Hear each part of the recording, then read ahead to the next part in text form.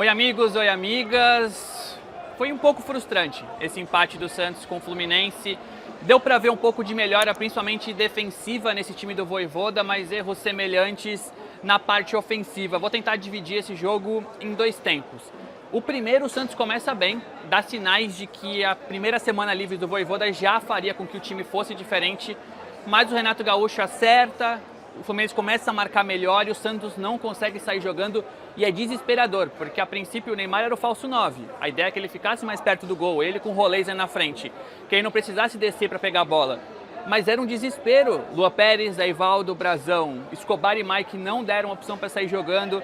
Zé Rafael e Rincon muito mal no primeiro tempo, então o que aconteceu? O de sempre. O Neymar precisava descer, pegava a bola, o Guilherme de um lado totalmente marcado e o Santos ficou previsível. E aí foi o Fluminense quem começa a melhorar, sai um pouco da defesa e o Brazão salva o Santos em dois momentos. Quando ele sai bem do gol ali no Moreno. Um jogo bem sonolento, foi difícil se concentrar aqui na Vila, mas eu achei que o começo do Santos foi melhor, depois o Fluminense foi se ajeitando e terminou bem. E aí o Vojvoda volta sem alterações para o segundo tempo, mas o Santos melhora. É um time que tecnicamente não foi decisivo, não jogou tão bem como se esperava, mas um time mais organizado. Os jogadores pareciam saber um pouco mais o que estava fazendo, mais próximos em campo.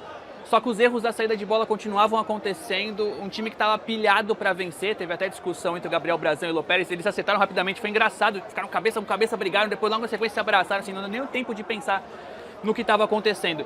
O Fluminense foi ficando para trás, as alterações do Renato Gaúcho não foram boas, entraram o Ganso e o Soteldo, o Fluminense piorou, a lei do ex não surtiu efeito. Acho que teve dois momentos de grande emoção aqui, os xingamentos para o Soteldo, que a torcida fica feliz de xingar o venezuelano, e o gol anulado no final do Tiquinho Soares, um pecado. O Barreal cobra bem a falta enquanto o Neymar estava sentindo. O Tiquinho bem posicionado, cabeceia no chão, mas é um tiquinho à frente no impedimento. Seriam 3 pontos que eu não sei se totalmente merecidos, mas que daria uma calma a mais. Sinto que a torcida sai daqui entendendo que existe um caminho, que existe um futuro, que o time melhorou um pouco, mas os erros semelhantes que incomodam, porque são os erros que são ofensivos, então eles que frustram. São os mesmos jogadores cometendo o mesmo tipo de erro e parece que eles precisam ser orientados o tempo inteiro, sabe? O David Washington precisa ouvir um grito, o Neymar gesticulando o tempo inteiro, e aí sai Rincon, entra João Schmidt. E aí antes de falar dos reforços, eu quero falar do Neymar. Mais um jogo discreto do Neymar, a gente espera muito dele. Tudo bem, foi caçado, mas não dá para todo jogo ser o mesmo cenário. Todo jogo, ele vai ser bem marcado contra qualquer equipe, sempre foi. Então todo jogo ele vai reclamar que está bem marcado, vai gesticular com os companheiros, vai levar cartão amarelo. Hoje ele justificou porque ele não foi convocado pelo Ancelotti. A gente espera dele, ele tem que ser o cara que foi contra o Botafogo, contra o Flamengo. Mas geralmente é esse Neymar. É o Neymar daqui, é o Neymar do Inter, é o Neymar do Mirassol. O Neymar pode mais, tem que jogar mais, ele tem que decidir mais. O gol que o Santos faria foi uma cobrança de falta do Barreal enquanto ele estava mancando. O Santos pode mais ser o Neymar, toda hora tem que ficar acionando ele.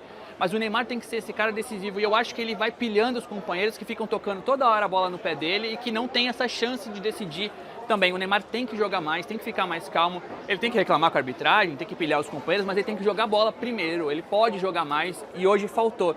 Só que o grande problema do Santos foi óbvio, a falta de elenco, a falta de opções. Então sai Rincon, entra Schmidt, você fala, como é que vai melhorar? O Santos precisa de jogadores que saibam marcar e atacar. O Escobar e o Mike fizeram novas partidas ruins. Então o Igor Vinícius, talvez poderia ter entrado o Souza, mas é um pouco de mais do mesmo. É uma engrenagem que não vai muito para frente, que não muda porque o Santos não tem esses jogadores. Até aqui, e depois vocês vão ter mais informações no canal, os reforços que estão chegando não me parecem que vão ser esses caras que vão decidir. O Zé Eivaldo fez um jogo ok. Vai entrar o Adonis Frias, o Santos vai começar a ganhar por causa disso? O Vitor Hugo vai mudar o cenário? O Lautaro do Cruzeiro vai mudar o cenário? Então, faltam poucas horas para a janela. O Santos tem até terça-feira, 11h59. O jogo de hoje mostrou um caminho, que o Vojvoda tem como fazer esse time melhorar, vai ter tempo de treino antes do Atlético Mineiro, treinador bom faz o time melhorar com tempo de treino. O Santos teve muito tempo de treino e pouca evolução. Mas é só isso. Eu, se eu fosse a diretoria, não pensaria que o Santos tem um caminho com o Vojvoda, então que dê tempo para ele apenas. O Santos precisa de reforço. Dá um jeito de garantia bancária, de investimento, contrata, porque o problema do Santos hoje está do meio para frente. O meio-campo do Santos não funciona. Então você tem jogadores na frente que podem ajudar, o Neymar e o Roleiser, você coloca os operários Guilherme e Cabalheiro para marcarem, mas o Santos não consegue jogar. O Zé teve um lapso ou outro, o Rincon teve um lapso ou outro, mas eles não são esses caras. O Santos precisaria, no mínimo, de um volante bom e um atacante bom. Porque fica entre David e Tiquinho improvisando e não vai para frente. O Santos tem horas nessa janela Os reforços que estão chegando não me motivam muito, mas o trabalho do Vojvoda tem um caminho. Se vai ser suficiente apenas o Vojvoda com esse reforço chegando, o tempo vai dizer. Mas eu acho que hoje, na Vila Belmiro, mais uma vez, o Santos mostrou que precisa de jogadores que decidam. Porque não adianta ter um time organizado, próximo, se tecnicamente o Santos não tiver esses caras que batam no peito e decidam. E esse protagonismo não pode ser apenas com o Neymar. Obrigado a quem ficou até o final desse vídeo. Ainda neste domingo, um vídeo só sobre atualização de reforços nessas últimas horas de janela. Peço para que você se inscreva no canal, se você ainda não é inscrito, que você curta, comente, dê o hype, ative as notificações e cogite se tornar membro. Se não aparecer o botão Seja Membro aqui embaixo, na descrição tem um link que te leva direto para os níveis, que são diferentes, com benefícios diferentes, valores diferentes.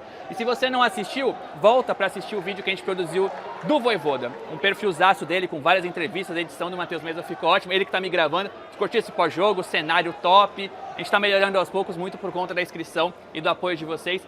Então obrigado a quem assistiu até o final, obrigado por quem está aqui no canal. E ainda neste domingo tem atualização de reforços. Valeu!